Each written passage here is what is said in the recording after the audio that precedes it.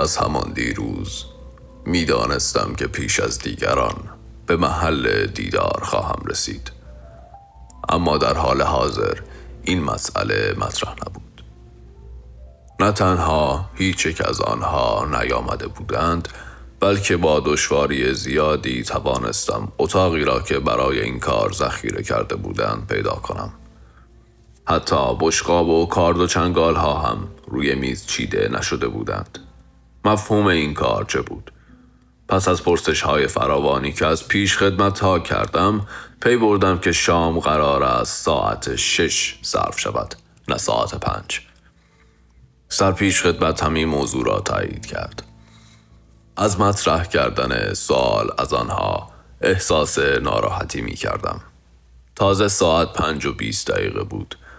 اگر ساعت را تغییر داده بودند، دست کم باید مرا هم خبر می کردند و باعث خجالتم در برابر پیش خدمت نمی شدند. پشت میز نشستم. پیش خدمت آمد وسایل غذاخوری را روی میز چید. در حضور او خیلی عصبانی بودم. نزدیک ساعت 6 علاوه بر چراغ‌هایی که اتاق را روشن می کرد، شمعدان هم آوردند. اما پیش خدمت به این فکر نیفتاده بود که هنگام آمدن من این کار را بکند. در اتاق مجاور 2 آقای ساکت و عبوس هر یک پشت میزی نشسته بودند و غذا می‌خوردند.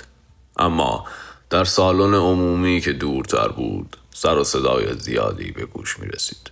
هیاهو و خنده های گروهی و حرف های را به زبان فرانسه دست و پا شکسته می شنیدم.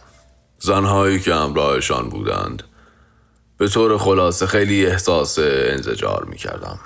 کم اتفاق می افتد که لحظه ای چنین ناخوشایند برایم پیش بیاید. به طوری که وقتی سر ساعت 6 همگی با هم رسیدند، آماده بودم از آنها چون از کسل شدن نجاتم داده بودند استقبال کنم. حتی در اولین لحظه ها از یاد بردم که باید نشان دهم از آنها دلگیر هستم. زورکوف به عنوان رئیس گروه اولین نفری بود که وارد اتاق شد. همگی می خندیدند، اما زورکوف به محض اینکه چشمش به من افتاد سرش را بالا گرفت بدون عجله، ضمن اینکه مانند زنی لبند به بدنش پیچ و تاب میداد به طرف من آمد و با حرکتی دوستانه اما نه اغراق‌آمیز، بلکه با گونه‌ای نزاکت فردی بلند مرتبه، انگار دارد از خودش در برابر خطری محافظت می کند، دستش را به طرفم دراز کرد. من برعکس فکر می کردم به محض ورود مثل همیشه خنده‌ای بلند و پر سر و صدا راه خواهد انداخت و شوخی های بیمزه‌اش را شروع خواهد کرد. از دیروز خودم را برای چنین برخوردی آماده می کردم، اما به هیچ وجه انتظار طرز رفتار و لحن گفتاری چنین فروتنانه و این همه مؤدبانه را نداشتم. یعنی او از هر نظر این همه خود را نسبت به من بالاتر می دانست. باز اگر این لحن ارباب مآبانه را برای تحقیر من به کار برده بود، یک چیزی من هم می توانستم با همان لحن پاسخش را بدهم.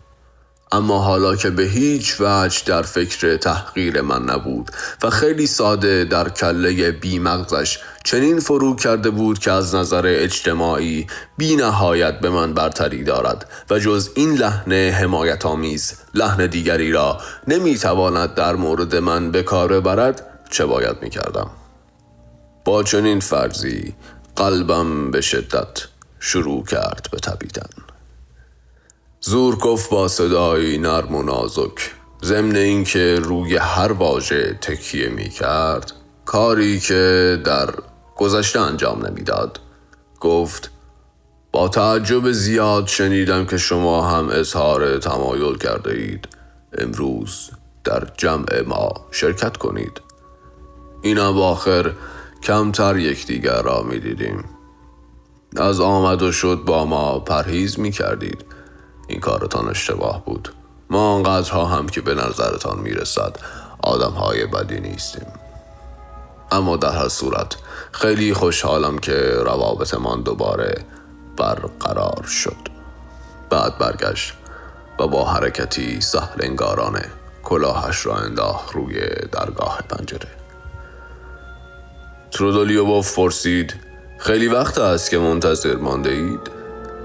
من با صدای بلند و با خشمی که هر آن انتظار انفجارش می رفت گفتم: من سر ساعت 5 طبق قراری که دیروز گذاشته بودیم اینجا حاضر شدم.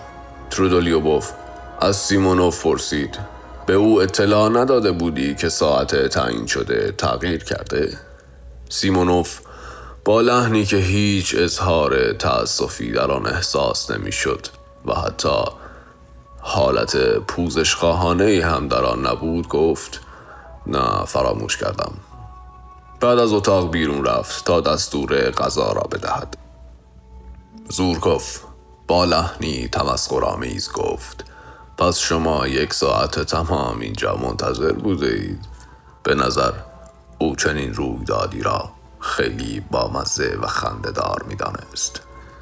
فرفیچکین بیدرنگ خنده کری و گوشخراشش را سر داد. انگار سگ کوچکی بود که زوزه می‌کشید. به نظرش من آدم کاملا مسخره‌ای آمده بودم. من با عصبانیت تمام خطاب به فرفیچکین گفتم: هیچ موضوع خنده‌داری در کار نیست. تقصیر آنهاست و نه تقصیر من. سهل انگاری کرده و به من خبر ندادند. این کارشان کاملا احمقانه است. ترودولیوبوف ضمن این که جانب مرا می گرفت گفت: از احمقانه هم چیزی بالاتر. شما خیلی صبور هستید. این کار بسیار زشتی بوده، البته بدون قصد قبلی. چطور شده که سیمونوف با خبرتان نکرده؟ فرفیچکین گفت: اگر چنین کاری با من کرده بودند. زورکوف حرف او را قطع کرد و گفت: در آن صورت یا دستور نوشابه ای را می دادی یا خیلی ساده بیان که منتظر بمانی شامت را می خوردی. با لحن تندی گفتم: می توانستم بدون اجازه شما همین کار را بکنم. اگر منتظر ماندم به این دلیل است که... در این لحظه سیمونوف آمد توی اتاق و گفت: برویم سر میز آقایان. همه چیز آماده است. نوشابه را من تضمین می کنم. کاملا سرد است. بعد ناگهان به طرف من برگشت و بیان که نگاهم بکند افزود: من که نشانیتان را نمی دانستم. چگونه می توانستم به شما خبر بدهم؟ ظاهراً از دست من دلخور بود. از دیروز تا به حال به این موضوع فکر کرده بود. رفتیم سر میز. من هم پشت آن نشستم. میز گرد بود. ترودولیوبوف طرف چپم نشسته بود و سیمونوف طرف راستم. زورکوف روبرویم قرار داشت. فرفیچکین هم کنار او و نزدیک ترودولیوبوف نشست. زورکوف ضمن اینکه همچنان مرا طرف سخنش قرار داده بود پرسید: ببینم شما همچنان در وزارتخانه کار میکنید؟ چون دیده بود من خیلی ناراحت و آشفتم. به طور جدی وظیفه خودش دانسته بود آرامم کند.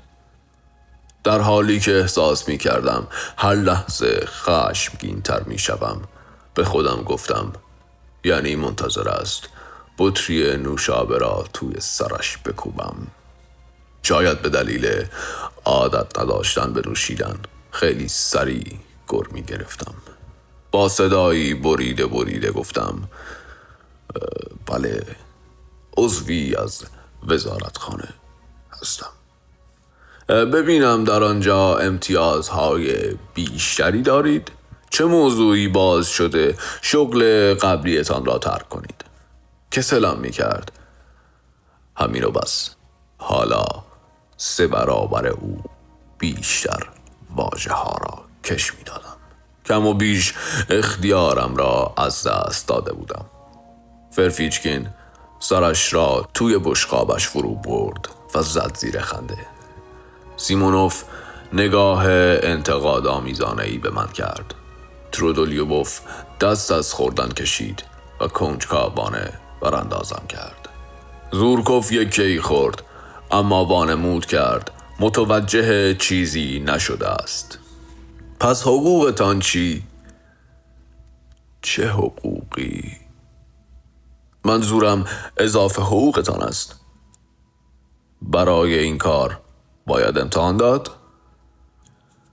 با این همه میزان حقوقم را به او گفتم و از خجالت به شدت سرخ شدم. ترودولیوبوف با قیافه‌ای جدی گفت: به نظر من این فقط کفاف نان بخور و نمیر را می دهد. زورکوف نگاهی به قیافه و لباسم کرد و این بار بدون بدجنسی و با گونه‌ای ترحم گستاخانه گفت: چقدر لاغر شده اید. از آن موقع تا به حال قیافه‌تان خیلی عوض شده. فرفیچکین تمسخر کنان گفت: بس کنید دیگر، نمی‌بینید چقدر ناراحت است؟ من سرانجام با عصبانیت گفتم: اطلاع داشته باشید آقا که به هیچ وجه ناراحت و آشفته نیستم. متوجه هستید؟ من در رستوران غذا میخورم و پولش را هم از جیب خودم میپردازم. از جیب خودم آقای فرفیچکین و نه از جیب دیگران. چی گفتید؟ چه کسی اینجا به خرج دیگران غذا میخورد؟ منظورتان از این حرف چیست؟ فرفیچکین که مانند خرچنگی به شدت سرخ شده بود، خشمگینانه نگاهش را به چشمهای من دوخت. احساس کردم زیادی رفتم، بنابراین گفتم: همینطوری گفتم. وانگهی فکر میکنم بهتر است درباره مسائل معنوی و هوشمندانه حرف بزنیم. میخواهید با هوشمندیتان ما را حیرت زده کنید؟ نگران نباشید، اینجا درباره این چیزها حرف زدن کاملا بیهوده است. اما منظورتان از این گونه پوزخندها چیست آقا؟ نکند توی این وزارتخانه به کلی عقلتان را از دست داده اید؟ زورکوف با لحنی آمرانه گفت: کافیست آقایان، کافیست. سیمونوف غرولند کنان گفت: چه احمقانه. ترودولیوبوف با لحنی بیادبانه و فقط خطاب به من گفت: در واقع خیلی احمقانه است. ما اینجا دوستانه دور هم جمع شده ایم تا از دوستمان که از ما دور می شود خداحافظی کنیم. آن وقت شما شروع کرده اید به مشاجره کردن. این شما بودید که درخواست کردید به جمع ما بپیوندید. بنابراین حال و وضع خوشمان را به هم نزنید. زورکوف همچنان فریاد زنان می گفت: کافیست، کافیست، بس کنید آقایان. این بحث کردنها واقعا کار خوبی نیست. گوش کنید، میخواهم برایتان تعریف کنم که دیروز چگونه نزدیک بود ازدواج کنم. حالا این آقا میخواهد ماجرای بیمزه‌ای را برایمان تعریف کند. به طبع مسئله ازدواجی در کار نبوده، بلکه این بهانه‌ای بود تا نشست و برخاستش را با ژنرال ها، سرهنگ ها و حتی اصیلزادگان نماینده مجلس که به طبع زورکوف نقشی در این میان نمیتوانست داشته باشد به رخمان بکشد. حاضران با خنده حرفهایش را تایید کردند. فرفیچکین حتی زوزه میکشید. همگی مرا به حال خود رها کرده بودند و من سرشکسته و تحقیر شده تنها مانده بودم. به خودم گفتم: پروردگارا، یعنی این اجتماع میتواند مناسب من باشد؟ من در گذشته چه نقش احمقانه‌ای میان این آدم‌ها داشتم، اما زیادی به این فرفیچگین رو دادم. این احمق‌ها گمان می‌کنند با دادن جایی سر میزشان به من افتخار بزرگی نصیبم کردند و هیچ به این فکر نیفتادند که این من هستم. بله، منم که چنین افتخاری را به آنها دادم. درست است، لاغر شدم با این لباس و سر و وضعم، با این شلوار لعنتی لکه دارم. زورکوف بیدرنگ متوجه لکه زرد سر زانویش شد. فقط یک کار برایم باقی مانده. از جایم برخیزم، کلاهم را از سر جالباسی بردارم و بدون کلمه ای حرف خارج شوم و به این ترتیب تحقیرشان کنم. فردا هم آماده خواهم بود با هر یک از آنها که خواست دوئل کنم. پس فطرت‌ها، برای 7 روبلی که باید بپردازم تأسف نخواهم خورد. شاید آنها اینطور فکر میکنن همگیشان بروند به درک. بابت 7 روبلی که از دست میدهم تأسف نخواهم خورد. بهتر است بروم. طبعا از جایم تکان نخوردم.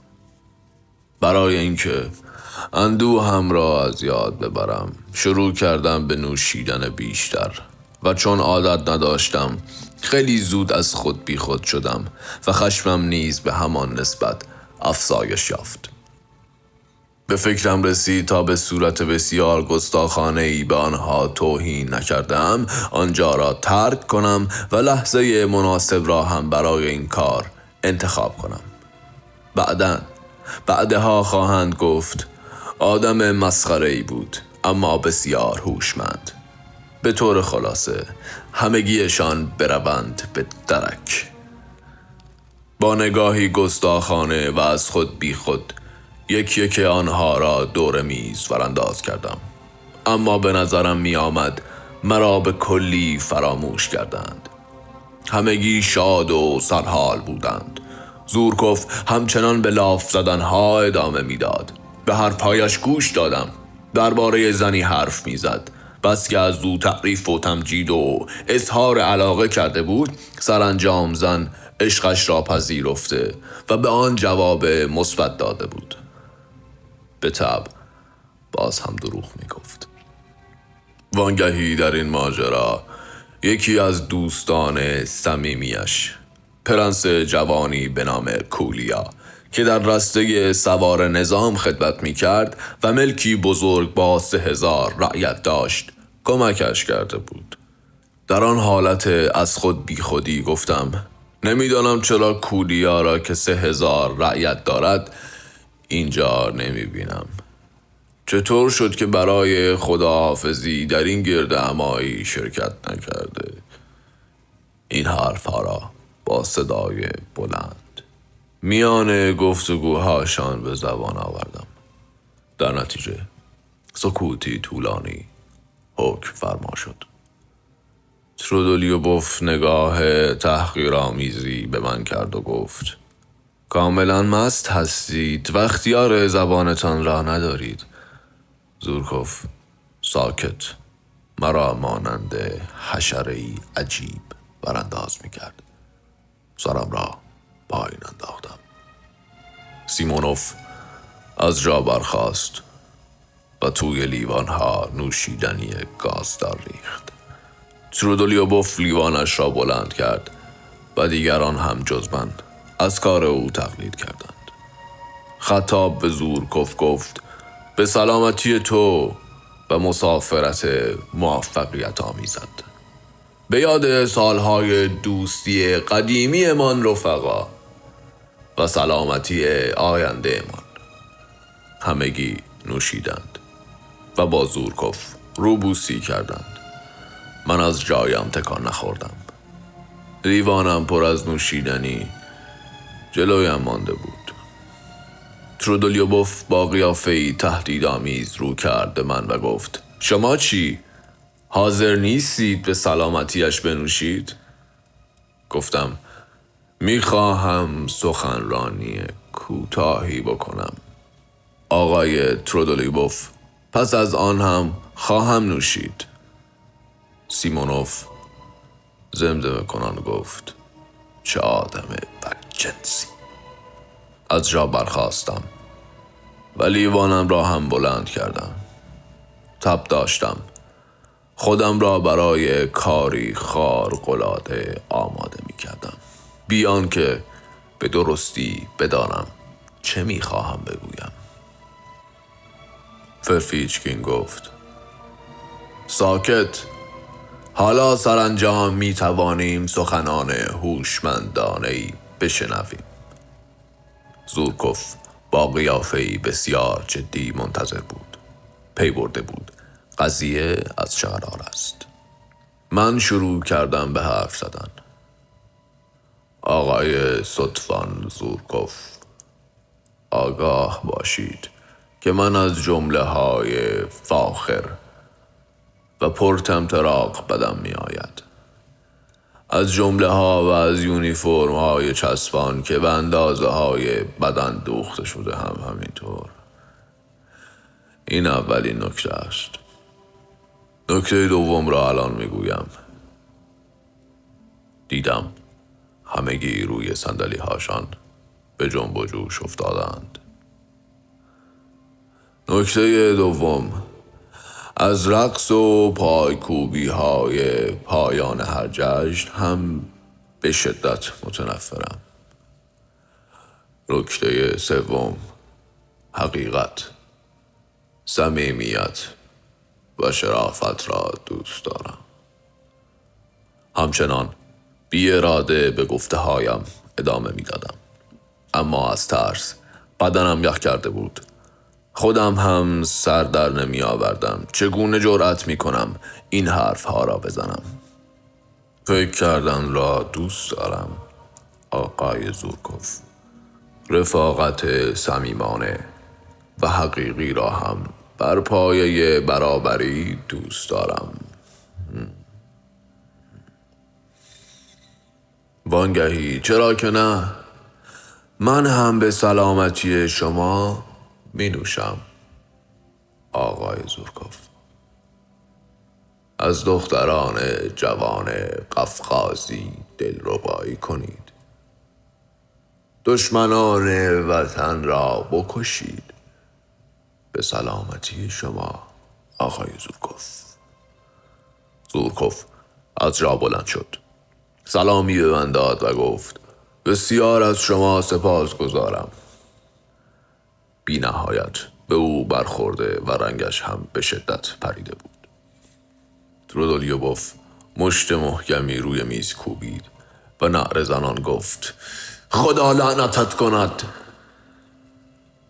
فرفیچکین با صدای تیز و گوشت خراشش گفت نه، باید زد توی دهانش. سیمونوف قرولند کنان گفت باید از اینجا انداختش بیرون. زورکوف خشم و خروش همگی را فرو نشاند و با لحنی موقرانه گفت کوچکترین اقدامی نکنید آقایان. از همه شما متشکرم، ولی خودم به تنهایی میتوانم به او ثابت کنم ارزش حرفهایش چه اندازه است.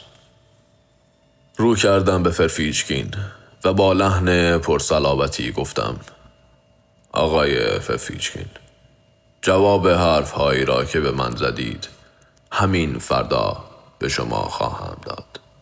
فرفیچکین گفت چی؟ منظورتان دوئل است؟ با کمال میل. اما احتمالاً هنگام گفتن آن حرفها قیافه چنان خنده‌داری داشتم و تضاد میان سر و وضعم با خط و نشانی که کشیده بودم آنقدر زیاد بود که همگی از جمله فرفیچکین خودشان را از روی پشتی صندلی هاشان انداختند و قاه قاه زدند زیر خنده.